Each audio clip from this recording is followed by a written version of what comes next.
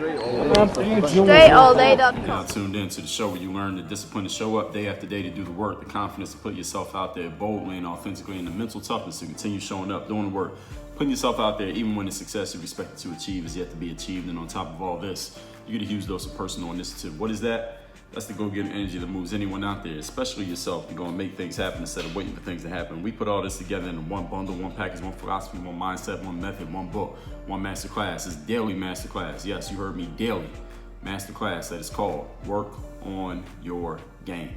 My name is Dre Baldwin, also known as Dre All Day. If you didn't know this show was daily, just look at what number episode this is. All right, that's how many you need to catch up on. All right, this has been going since 2016. All right, so you got to catch up. But don't worry, you can catch up, but just going to Work on Your Game University, which you'll hear about later on if you're not already there right now. But today's topic, anyway, is how you fall behind by trying to get even. Now, the reason why I'm even talking about this topic is just yesterday, not yesterday from when you're hearing it, but yesterday from when I'm recording this, I was driving up Biscayne Boulevard in Miami, Florida, where I live. Now, as I'm driving, there was a car that was really close on my tail. They call this tailgating, right? So I was behind an SUV. It was like this white SUV in front of me. And then there's my car. And then there's this white car. It's like a Ford Taurus or something behind me. And it was this pearly white car.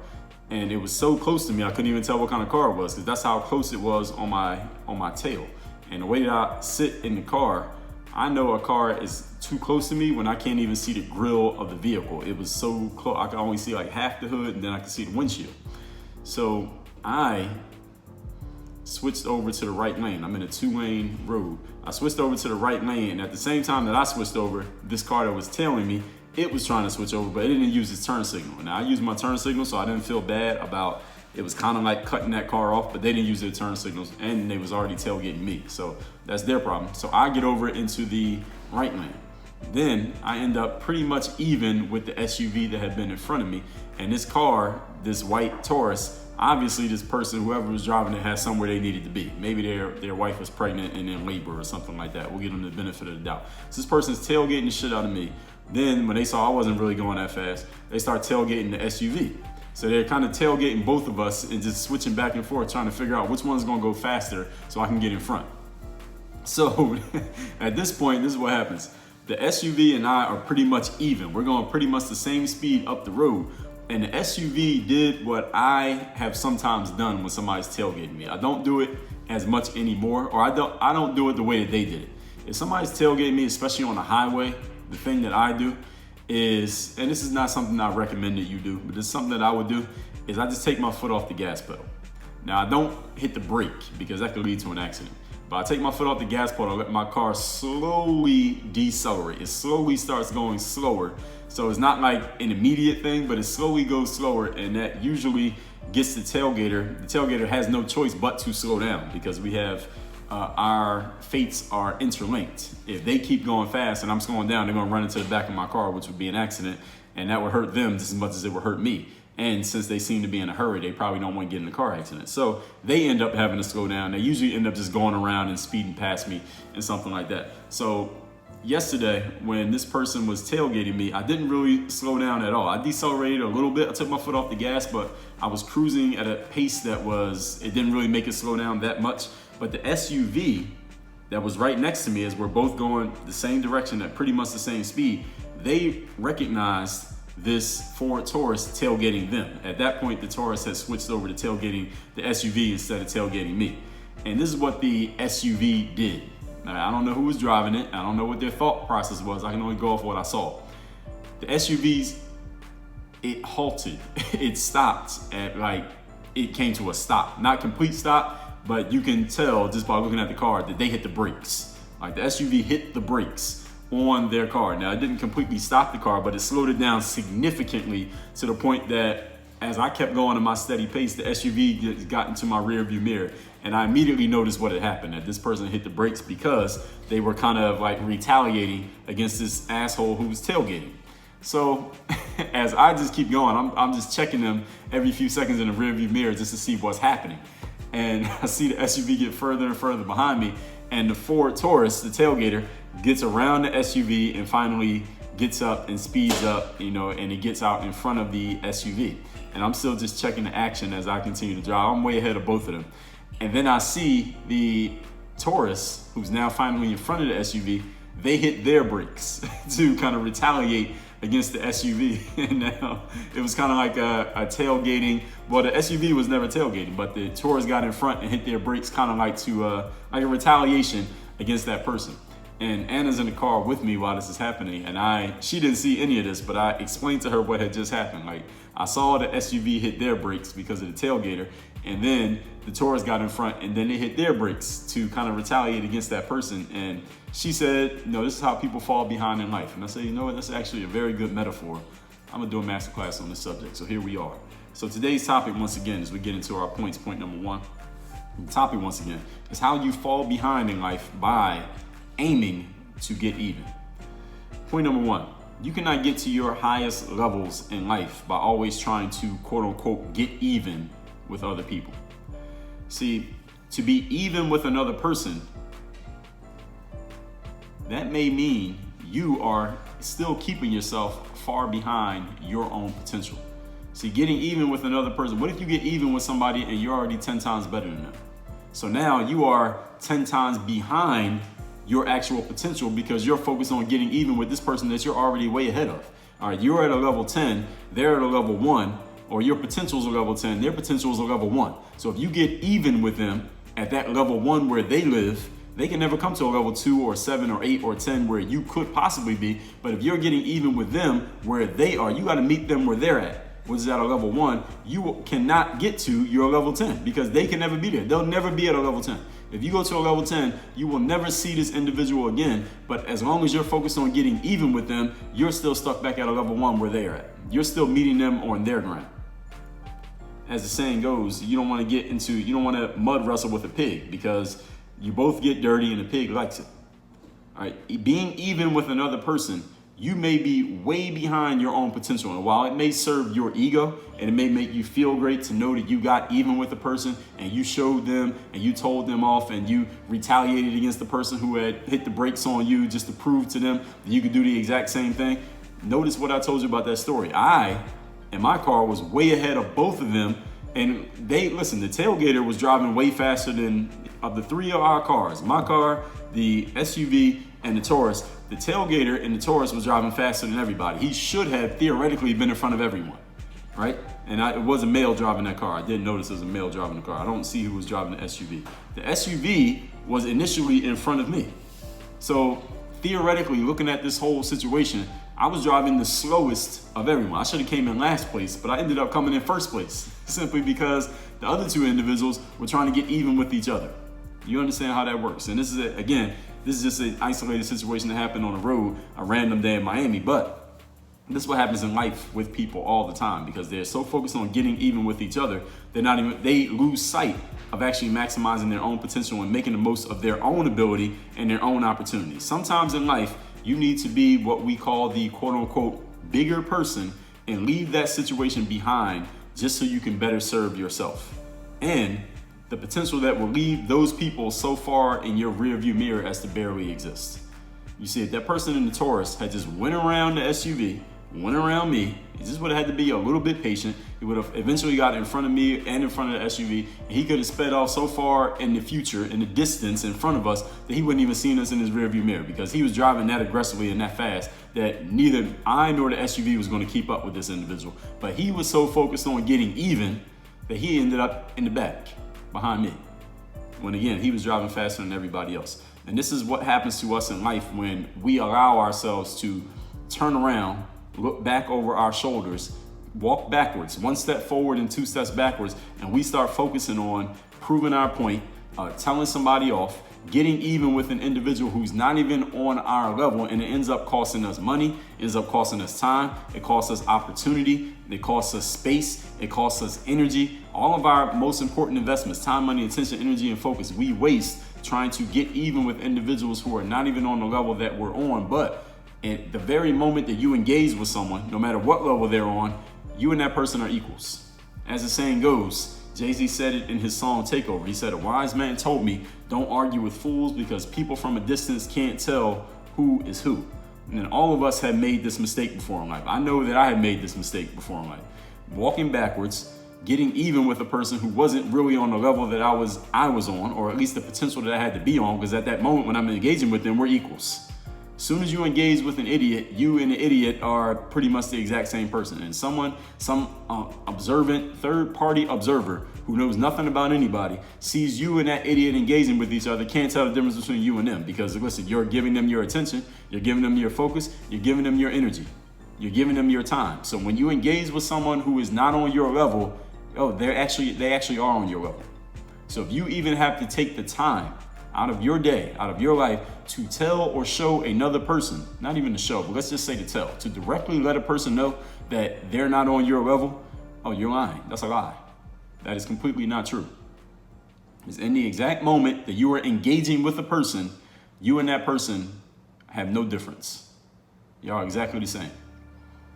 Now, this is something that you could use in a Machiavellian type of way. If there's someone who is maybe seems to be above you and you get them to respond to you, now they have lowered themselves to your level. And maybe you can raise yourself to their level, at least in the eyes of the observers, because you have that person responding to you. Again, that's a different topic for a different day, but it can work that way. I would suggest you take a look at the 33 Strategies of War, 48 Laws of Power books by Robert Greene for more on that. Or Niccolo Machiavelli's book, The Prince. Actually, that might be the best book for that topic.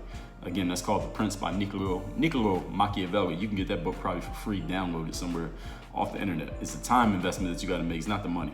But anyway, the whole point, we're still on point number 1 here. The topic again, how you fall behind in life by getting even. Make sure that if you decide to get even with a person, you're getting even with somebody who's already doing better than you, which will mean you have to raise your game to get even with them. Not somebody who you have to lower your game and go backwards to get even with them, because that's a waste of your time.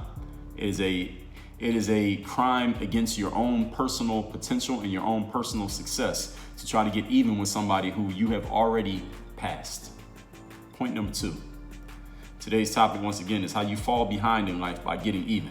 This whole concept of being the bigger person and allowing that person who is smaller than you at a lower level than you, even though they may have seemed or it may feel to your ego that this person has one up on you, or they have put you down in some way, or they insulted you, or they said something that you don't like, or they did something that you don't agree with. Listen, trust me, I understand, especially all the males who are listening to this, us having a testosterone and being driven by the male ego. Trust me, I completely understand this. Very well, I understand it. It requires that sometimes you put your pride aside, temporarily, with your long-term plans in mind. I'm gonna repeat that because this is something that you're gonna have come into your mind at the moment of execution to remember it, because you might only think it is when it's too late. Sometimes you're gonna have to put your pride aside temporarily with your long-term plans in mind so that you can favor the future you. You could do something that your future you will thank you for. You may have to put your pride aside. There have been times in my life, I can think of a few that I'm not gonna outline here, times when someone said something or did something that I didn't appreciate and I didn't think of what I just told you. And I went and took a step backwards and either said something or did something towards that person just to let them know via my ego that what they did was not appreciated, it was not allowed, it would not be tolerated, and it ended up costing me in my investments, time, money, attention, energy, focus, putting myself on an even level with an individual who I had already surpassed. But I went backwards. I decided to walk backwards and I ended up even with that individual. And I definitely got even, but getting even was actually not a victory for me. And you may know exactly what I mean. Everyone who's listening to this, especially the males who are listening to this, you know what I'm talking about. You have probably made this mistake at some point in your life. Hopefully it didn't cost you too much. But now that you know about it, and now that I'm telling you about it, maybe you have a situation right now in your life where you're considering maybe taking some steps backwards. Be careful. Putting your pride aside temporarily doesn't make you any less of a man, doesn't make you any less tough, doesn't make you any less real, quote unquote. Keep your long-term plans in mind. Ask yourself what the future version of you would be more happy about. The best possible outcome of getting even or the best possible outcome of being a bigger person. And again, this will require you to really be able to check your ego when you need to. And this is the reason I'm saying this over and over again. I know I repeat myself often on the show, but the reason I'm repeating this one specifically is because in the moment, when you have a chance to do one or the other, you're gonna need my words to ring in your head so that you can make a better decision than the one you might have made if you allow your ego to drive your actions. And this is coming from a person who just told you in masterclass number 1558 about the value of utilizing pride. I just told you that there's a time when you should use pride, but I also told you in that episode that doesn't mean use it all the time. All right, wisdom in life. In fact, let me back up. Sometimes pride can cause you to stay in a space trying to win a game that is actually a Pyrrhic victory. Wisdom in life is knowing when to utilize a certain piece of information and when not to utilize it. Is ego a good thing? Absolutely it is. Can ego be a bad thing? Absolutely it can be. It's just a matter of how and when you decide to engage it, whether it's going to work for you or if it's going to work against you. So you want to make sure that you don't allow your pride to win you some Pyrrhic victories. If you don't know what a Pyrrhic victory is a situation in which you win, you succeed, you prove your point. But through your victory, through proving your point, you actually end up in a worse situation as a result of your success. Should I say that one more time? In case anyone's never heard of it. A Pyrrhic victory is a situation in which you win, you succeed, you prove your point, but you end up in a worse situation as a result of succeeding. Isn't that crazy? This exists. And this is what happens when people engage their pride and their ego at times when they should not engage their pride and their ego. Right? To tell your pride and your ego to shut up, but you actually let it talk, you win and you lose at the exact same time. From Wikipedia, let me give you an explanation of a Pyrrhic victory. Quote, a victory that inflicts such a devastating toll on the victor that it is tantamount to defeat.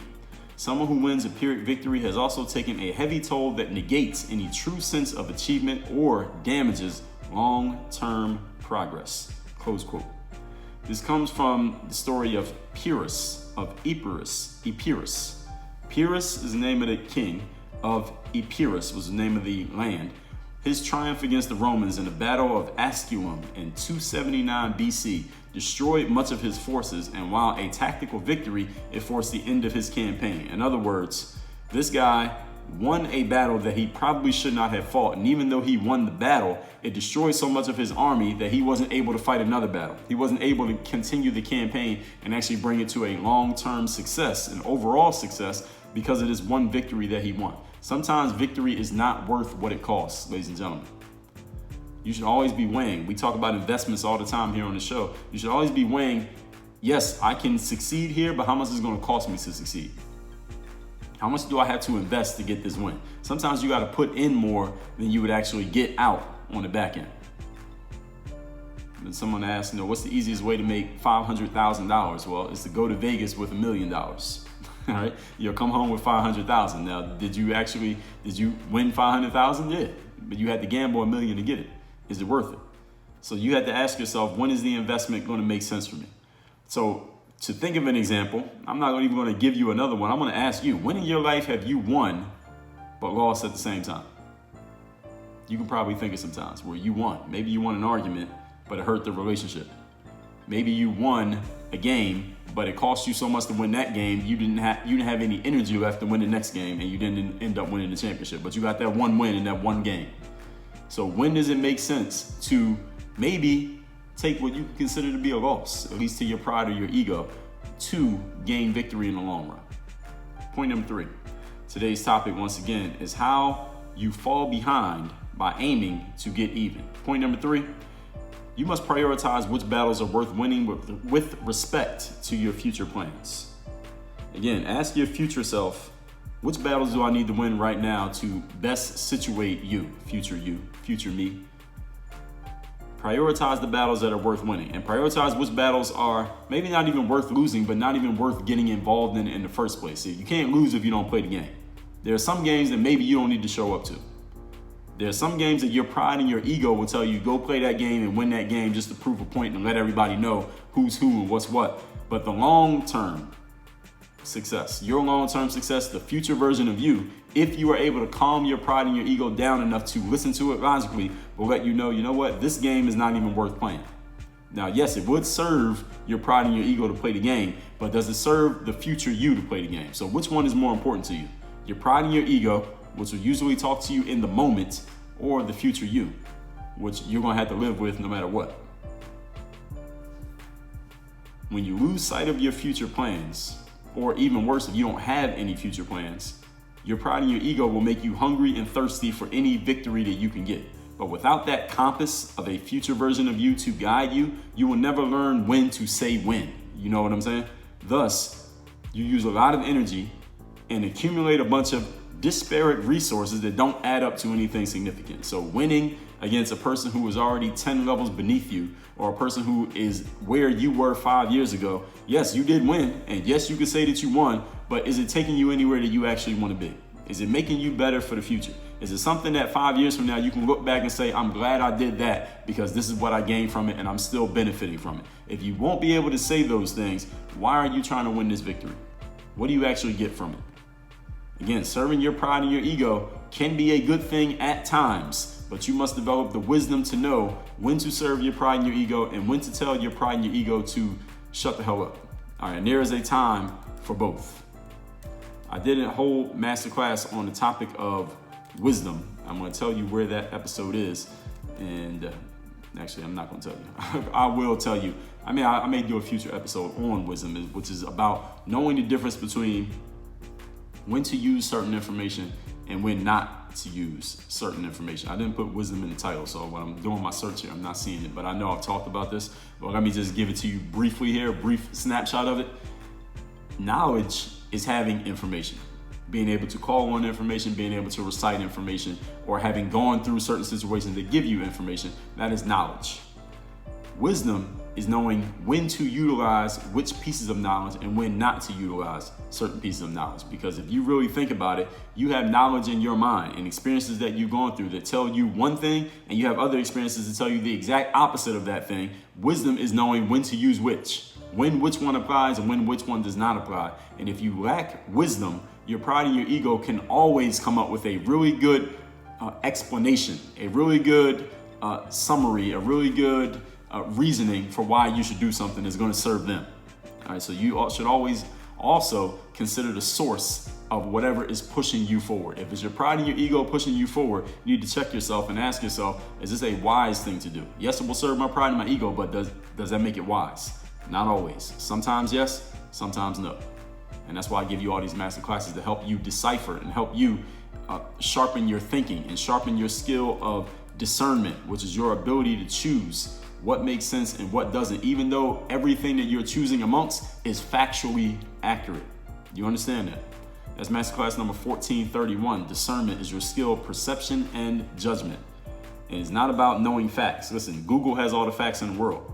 There are facts that conflict with each other. How do you know which one to use at which points? That is your skill of discernment. Again, masterclass number 1431. If you don't remember the points from that one, then I suggest you listen to it again immediately. Let's recap today's class, which is how you fall behind by getting even. I told you the story of cars tailgating each other. These two idiots ended up going tit for tat with each other, and I ended up in the front far ahead of both of them, even though they were both faster than me, simply because they were more focused on getting even than they were getting ahead. Point number one, you cannot get to your highest level in life by always trying to get even with other people, because you getting even with another person may take you backwards to a level that you have already surpassed and a level that they will never get past.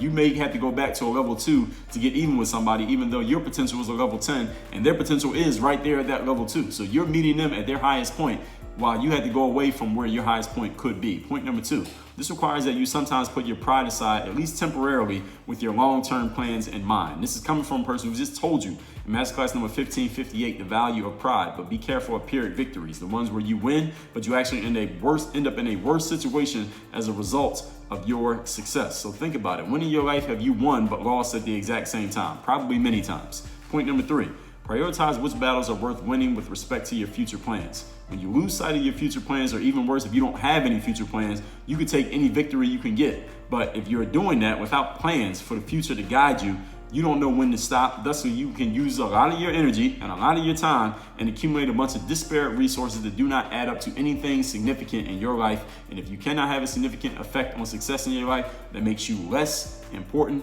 and less able to be nice, like we talked about not too long ago. Work on your game. Dre all day.